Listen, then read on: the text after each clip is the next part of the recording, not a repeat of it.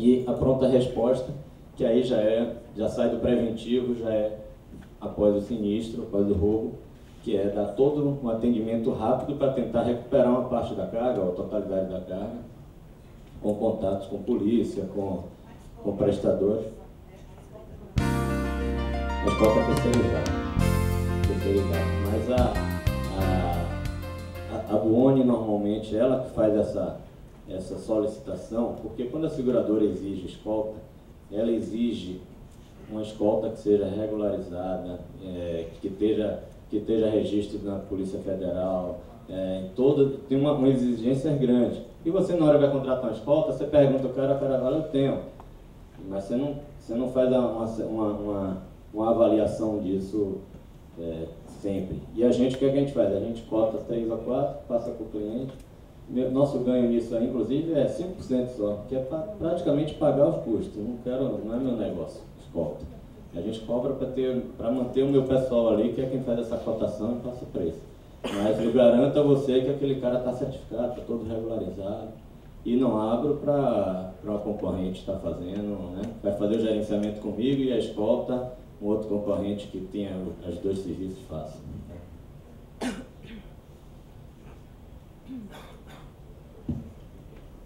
Eu não sou professor igual a João, e ele está com a boca da pão seca.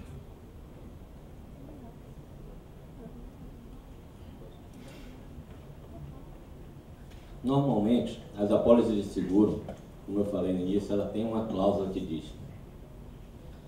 regras específicas de gerenciamento de risco. Tá? Lá no início ela falou só taxa, em determinado momento ela vem com essa cláusula. E a gente, lembrando só que a gente está sempre falando da apólice RCFDC, foi aquela que o João falou, que é responsabilidade civil facultativa do desaparecimento da carga. Tá? Então a gente está falando do roubo. Certo? Normalmente tem essa exigência na apólice do roubo. A apólice do roubo é uma, a apólice do acidente é outra. A do acidente é RCTRC, Responsabilidade Civil, Transporte Rodoviário de Carga. Essa é obrigatória. A do roubo ela é facultativa, o cara contrata se quiser. Tá? Então, nessa de roubo, a gente tem essa cláusula lá, regras de GR. Tá? Então, em geral, tá? Vou dar um exemplo aqui geral. Você, lá está escrito, lógico, com os termos lá de advogado, mas está dizendo na nossa linguajar o seguinte: se você vai embarcar de 0 até 70 mil reais, tá? Um número aqui fictício, de 0 a 70 mil reais, você só precisa fazer cadastro e consulta do motorista. Se você fizer esse cadastro, essa consulta numa gerenciadora de risco homologada por mim, de preferência a Buoni, se você fizer esse cadastro lá e a gerenciadora disser que está liberado, pode carregar, você pode carregar. Se tiver um roubo com essa carga, a seguradora só vai pedir à sua gerenciadora comprovante de que você pediu a liberação daquele motorista e que a seguradora liberou. Se tiver tudo ok, vai pagar o sinistro. Tá? Aí a primeira pergunta que vão fazer, que normalmente me fazem também, sim, e aí, a Buoni que liberou, qual a responsabilidade da Buoni nisso aí? Nenhuma, eu não vou pagar nada à seguradora. A gente tem um trabalho junto com a seguradora de estatística de que a gente fazendo esse trabalho, a gente vai diminuir os riscos dele e a sinistralidade dele. Tá? Eu não sou seguradora, o que eu cobro não dá nunca para eu bancar uma carga. Tá? Então a seguradora, meu maior prejuízo se isso acontecer a primeira vez com essa seguradora A, segunda vez com a mesma seguradora, terceira vez com a mesma seguradora, na quarta vez a seguradora vai dizer, você não é mais homologada comigo não, porque você não está fazendo um bom controle. Então meu maior risco é perder a homologação dentro da seguradora. E hoje, graças a Deus, nós somos homologados em 100% das seguradoras no Brasil. Então, voltando para o nosso exemplo, nessa cláusula pode dar lá, de 0 a 70 mil, só precisa cadastro e consulta de motoristas. Ok? Está liberado, está no sinistro, você está com cobertura tranquila. A partir de 70 mil, até o limite da pólice, vamos dizer que seja 500 mil reais, de 70 a 500 mil reais, você, além de fazer o cadastro de consulta, você também vai precisar monitorar essas cargas. Tá? Então, aí nesse momento você vai ter que ter um rastreador nesse caminhão que vai transportar essa carga. Tá? Esse rastreador vai ter que transferir o sinal para a central de uma gerenciadora, no caso a Boni, para a nossa central, e o motorista tem um teclado onde ele vai acompanhar, vai ser acompanhado na viagem passo a passo. A gente desenvolve para ele um plano de rota, como eu mostrei ali, e ele vai dar início de viagem pelo próprio teclado. Primeiro entra na internet, lógico, lança os dados daquela viagem, que a gente chama de solicitação de monitoramento, vai lançar os dados daquela viagem, de onde vai, para onde vai, qual o valor. Nesse momento ele já recebe a roteirização dele, vai dizer, ó, você pode parar nesse posto, você não pode parar nesse posto.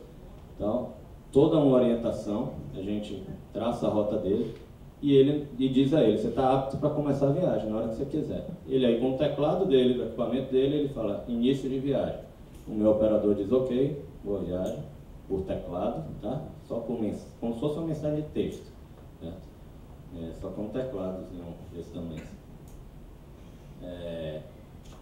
O meu operador fala, beleza, pode viajar, boa viagem, não sei qual é o termo que sai lá no visor. Iniciou a viagem, vai parar para abastecer, tem que me avisar. Lembrando que se ele está com o caminhão baú, o caminhão baú está lacrado, está bloqueado, tá travado pela minha central, só quem desbloqueia sou eu. A porta do motorista, ela não está travada, lógico, mas ela está com um sensor, tanto a do motorista como a do carona. Abriu a porta, vai apitar lá na minha central. O que é que eu estou pensando com isso? Às vezes o ladrão abordou, entrou, então se abriu a porta sem me avisar, é suspeito que está sendo roubado. Tá? Então, hoje em dia, operações mais perigosas, a gente tem até uma tela na janela dos motores, na janela da cabine, porque os caras estavam tirando o motorista por ali, entrando por ali, para não abrir a porta. Então, o cara está sendo realmente monitorado. Tá? O Leandro da Ambev estava me falando aqui.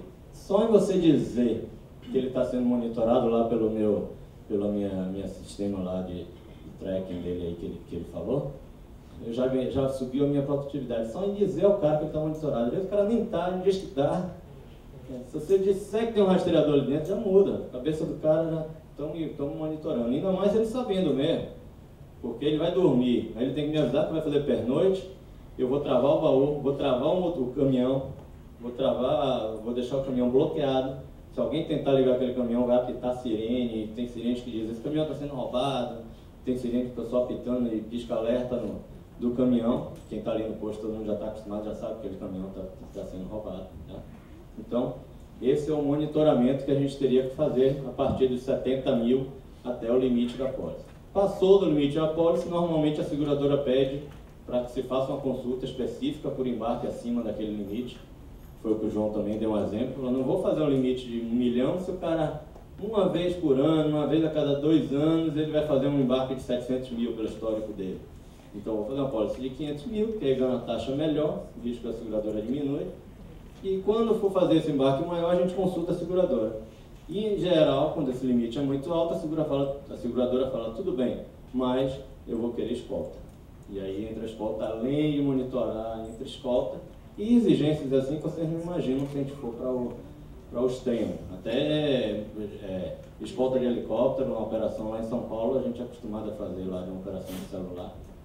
O caminhão sai, o helicóptero vai em cima, acompanhando, olhando, porque com toda a tecnologia, com todos os benefícios que os rastreadores já trazem para a gente, e assim, os avanços tecnológicos que eles estão, realmente, eles têm ferramentas aqui no sistema deles realmente muito bons, os ladrões ainda estão na frente deles. Né?